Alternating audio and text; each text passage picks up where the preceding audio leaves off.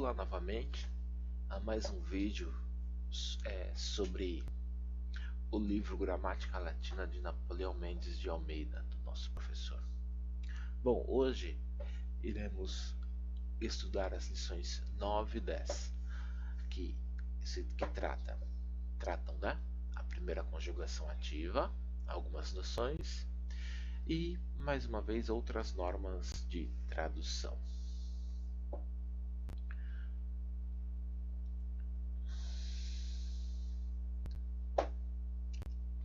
Bom, a primeira conjugação ativa que nós iremos estudar é o verbo amo, amare. Então veja só, em português, o verbo amare, a primeira conjugação, ela é muito semelhante, em latim, né? Ela é muito semelhante ao verbo amar. Inclusive o radical é até o mesmo. A diferença então entre uma e outra aqui é apenas o E. Se eu consigo tirar isso aqui. Muito bem. Apenas o E. Então vamos lá. Então nós temos aqui em português e em latim. E se observarmos aqui as desinências, né?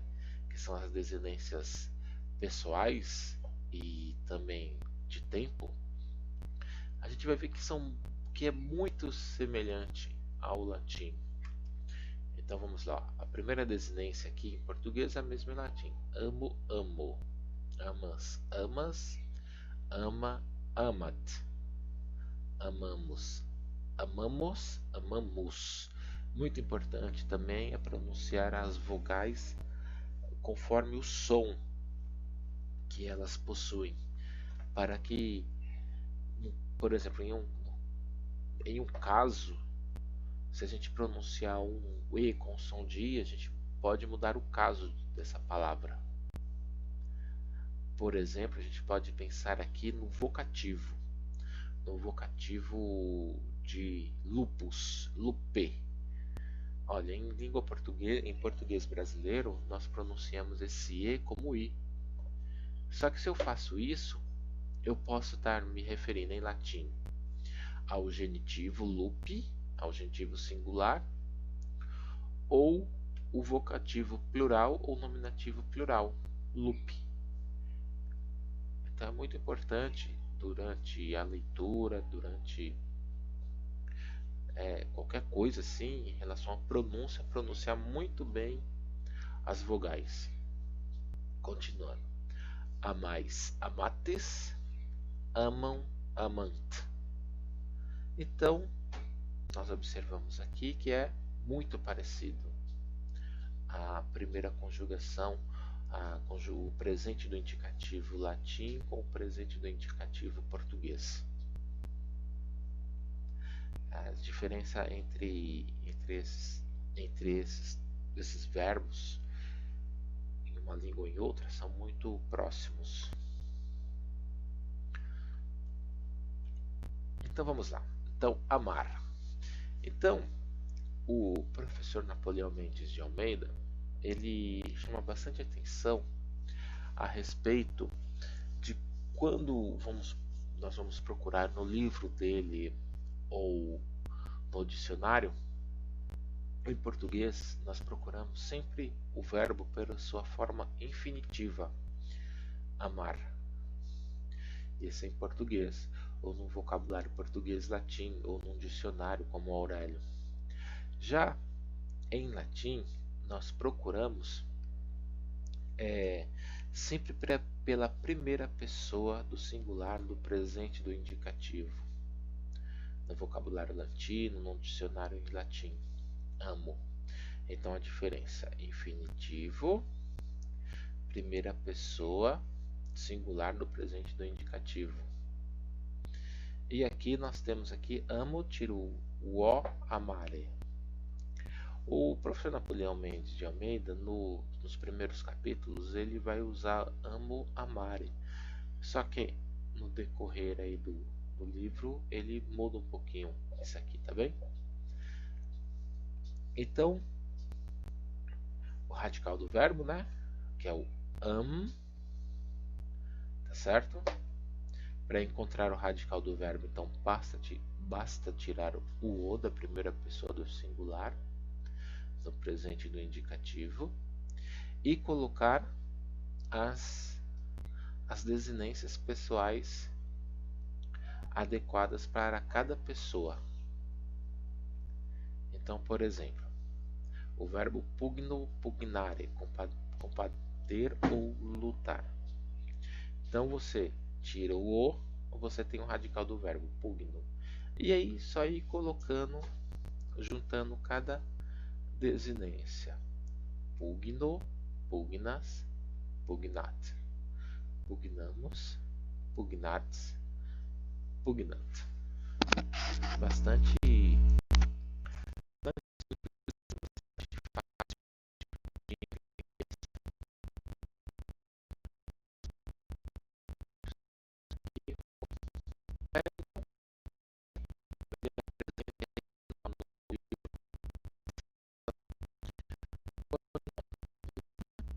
Ele fala que volta a algumas dicas, né? A ordem direta. Então, o que é a ordem direta? Vamos ler a frase. A lua ilumina a terra. SVC. Então, eu tenho a lua, sujeito. A lua ilumina, verbo. Ilumina o quê? A terra, complemento.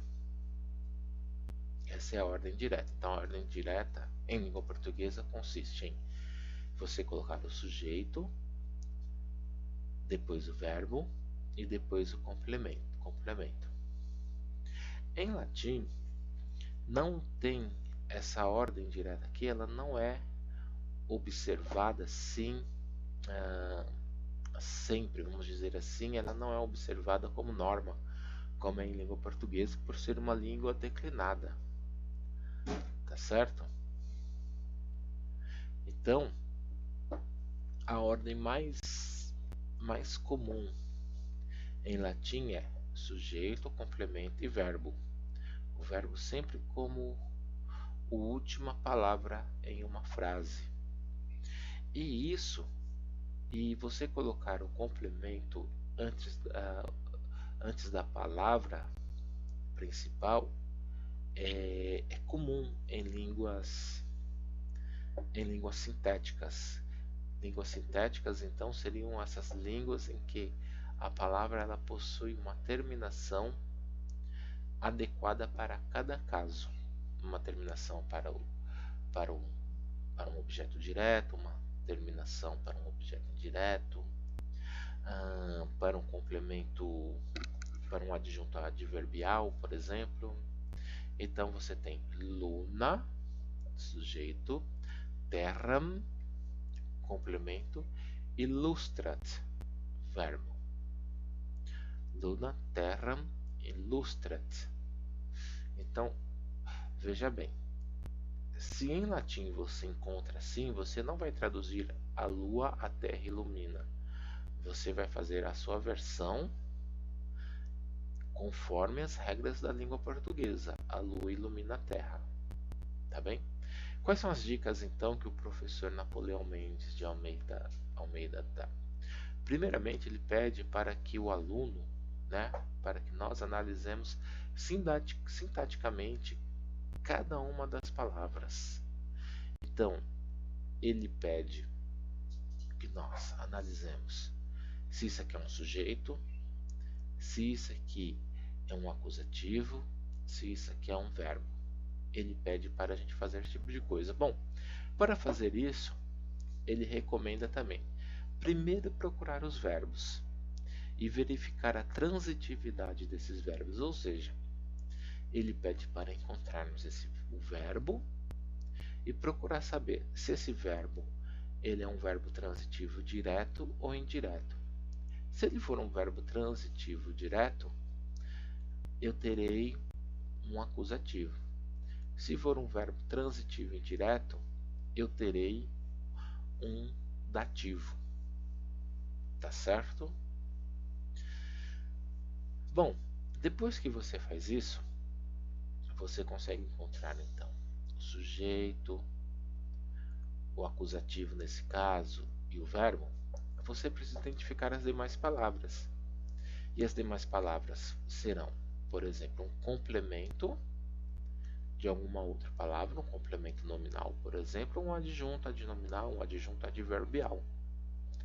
Tá certo?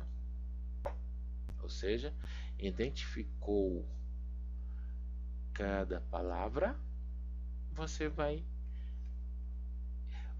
depois encontrar os complementos, as palavras que não são, vamos dizer assim, tão importantes para o entendimento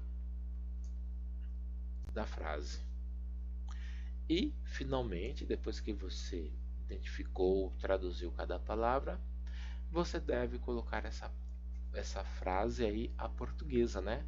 Ou seja, colocar na ordem direta: sujeito, verbo e complemento. Aí chegamos aí na outra lição, que são outras normas de tradução, assim, muito curtinhas, que o professor Napoleão Mendes de Almeida. Analisemos as frases.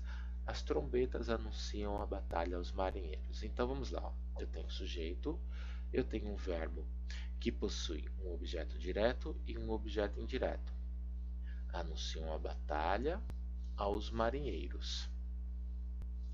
Essa é a ordem. Então eu tenho sujeito, verbo, objeto direto, objeto indireto.